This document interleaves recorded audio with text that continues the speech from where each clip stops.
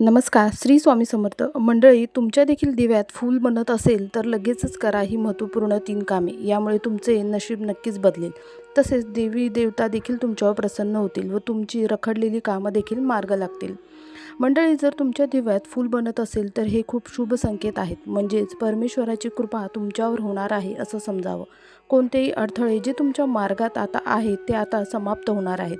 तुम्ही आर्थिक रूपाने मजबूत होणार आहात व तुमची मनोकामना देखील आता पूर्ण होणार आहे. देव स्वतः तुमच्या घरात निवास करणार आहेत. मंडळी, दिव्यात फूल का बनते, कधी बनते, त्याचे काय करावे? मंडळी, जेव्हा परमेश्वर आपल्याला काही संकेत देतात जे तुमची पूजा त्यांनी स्वीकार केली आहे तेव्हा दिव्यात फूल बनते.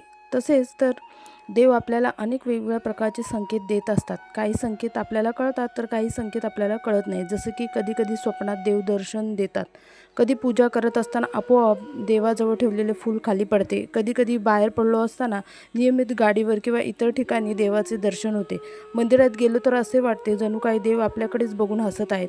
हे सर्व संकेत आहेत की आता तुमची मनोकामना पूर्ण होणार आहे. पण दिव्यात फूल बनते हे एक विशेष संकेत आहे. हे संकेत सगळ्यांनाच भेटतं असं नाही. हे त्यांनाच भेटते जे देवांचे पक्के मंडळी, साधक आहेत, काहीकांच्या जे देवांना दिव्यामध्ये हे अत्यंत रोज प्रिय फूल आहेत. तयार होत नाही, कधी ते बनत असतं. अनेक लोक विचार करतात हे देवाचा संकेत आहे, तो रोज फूल तयार होणारच, पण असं नसतं. पण एकदा जरी दिव्यामध्ये फूल तयार झालं तरी समजून जा की देव तुमच्यावर प्रसन्न आहेत. जर हे फूल साधना काळात, नवरात्री, पितृपक्ष, पारायण काळात दिसले तर हे अत्यंत शुभ संकेत आहे. हे फूल गोल वातीमध्ये असलं तरच बनतं किंवा लांब वातीमध्ये फूल तयार होत नाही असं अनेकदा साधकांना वाटतं. पण लांब वात असेल तर फूल तयार होणार नाही, पण ही धारणा अत्यंत चुकीची आहे. आता एक महत्त्वपूर्ण माहिती म्हणजे हे फूल कधी गुलाब तर कधी कमळसारखे असते, तर कधी नेत्रांचा आकार देखील तयार होतो, कधी सूर्य व चंद्राची आकृती दिसून येते, तर कधी तलवार आहे किंवा खडक अशी आकृती दिसते. वेगवेगळ्या आकृती वेगवेगळ्या देवतांचे संकेत असतात. जसं की फुलाची आकृती बनत असेल तर समजून जावं माता लक्ष्मीचा आशीर्वाद तुमच्यावर आहे.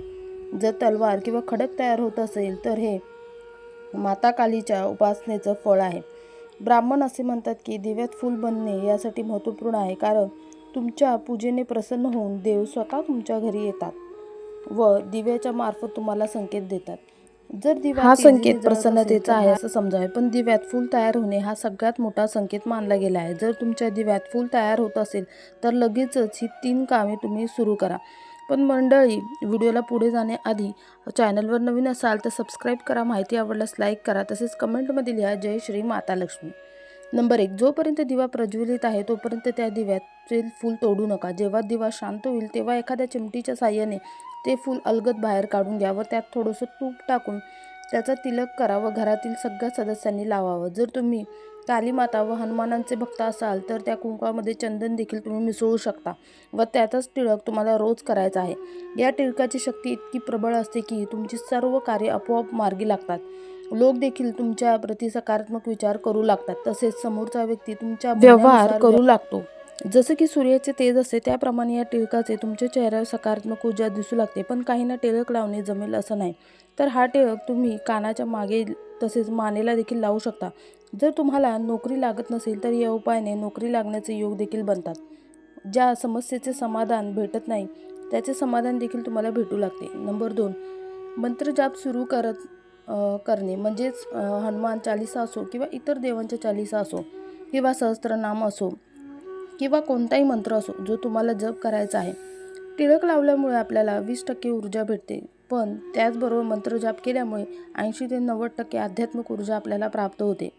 मंत्रजपामुळे जे फूल तुम्हाला आधी अस्पष्ट दिसत होते ते आता स्पष्ट दिसू लागतात व अनुभव देखील तुम्हाला येऊ लागतात. तुम्ही देवाच्या उपस्थितीचा आभास करू शकता. यावेळी तुम्ही देवाला नक्कीच भोग अर्पित करा. मंडळी, सर्व योनी जसं की देव योनी, मनुष्य योनी, जीव योनी सर्व भोगानेच तृप्त होत असतात. आपण जो भोग म्हणून प्रसाद देवाला दाखवतो त्यात लवंग, बताशे सर्वात महत्त्वाचे आहे. तसेच पहिल्या चपातीला थोडंसं गूळ लावून देवाला अर्पण करा. त्यानंतर 15-20 मिनिटांनंतर तोच प्रसाद संपूर्ण घरामध्ये सदस्यांना वाटा. देवाला भोग लावत असताना डोळे बंद करा व देवांना आवाहन करा, म्हणजे ते भोग स्वीकार करतात.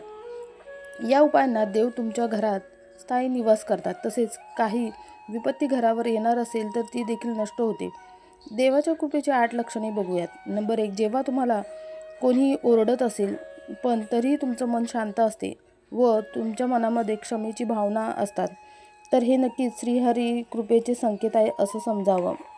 नंबर 2, दुसऱ्यांमधील वाईट सवयी न दिसता त्यांच्यामधल्या चांगल्या गुणांकडे तुमचे लक्ष जाते. नंबर 3, मन, वचन व कर्मामध्ये शुद्धता येते.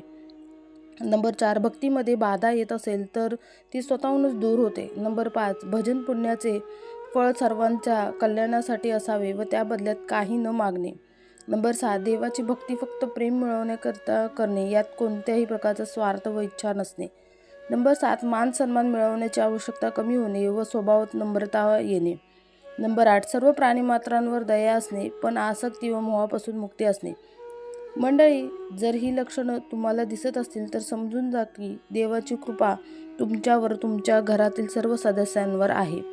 मंडळी, माहिती कशी वाटली कमेंटमध्ये नक्की